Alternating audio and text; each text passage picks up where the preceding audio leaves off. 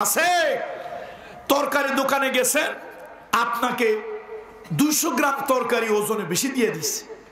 বাড়িতে এনে মাপার পরে দেখা গেল সর্বনাশ, এখনো 200 গ্রাম কম। গোস্তের দোকানে আমি আমার ছাত্র জীবনে তখন ভার্সিটিতে ভর্তি হওয়ার আগের কথা বলি, ছাত্র মানুষ তো দোকানে গেছি, মেসে পাক করে খাই। দোকানে গেছি গোস্ত কেনার জন্য, তো টুপি টাপি মাথায়, গায়ে সুন্নতি জামা, বেচারা কষাই খুব আদর করে গোস্ত দিছে, আবার একটু বেশি দিয়ে দিছে। হুজুর মানুষ আপনি তলে বলেন, আপনার একটু বেশি দিলাম। তো মাশাআল্লাহ, বেশি পাইয়া খুশি কে না হয় বলেন তো? ছাত্র মানুষ একটু খুশি তো হওয়ারই কথা, খুশি হয়েছে। আল্লাহ, পাশের দোকানে বাজার করতে গেছি, দোকানদার পরিচিত, বলল ভাই এই ব্যাগটা একটু দেন তো।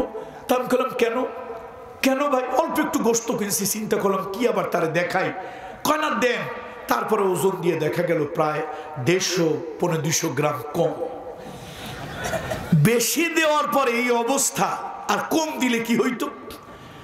এই ওজনে কম দেওয়া, খাদ্যে ভেজাল দেওয়া মুসলমানের আছে না নাই?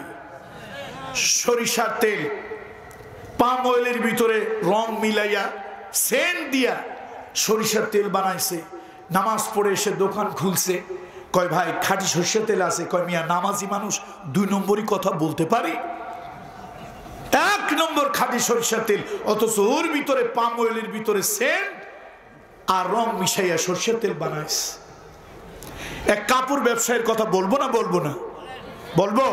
আবার কাপড় ব্যবসায়ীরা রাগ করেন না, হুজুর মানুষ আমরা অসহায়, আমাদেরকে ধরলে তো আবার ছাড়া পাওয়া মুশকিল।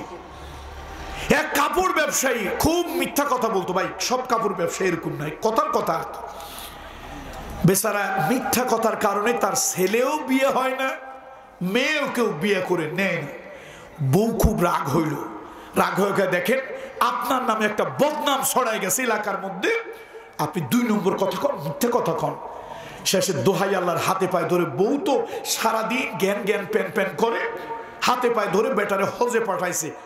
স্ত্রীর অবশ্য উদ্দেশ্য খারাপ না, স্ত্রীর নিয়ত ভালো, ইন্নামাল আমালু বিন্নিয়াত, স্ত্রীর নিয়তটা ভালো।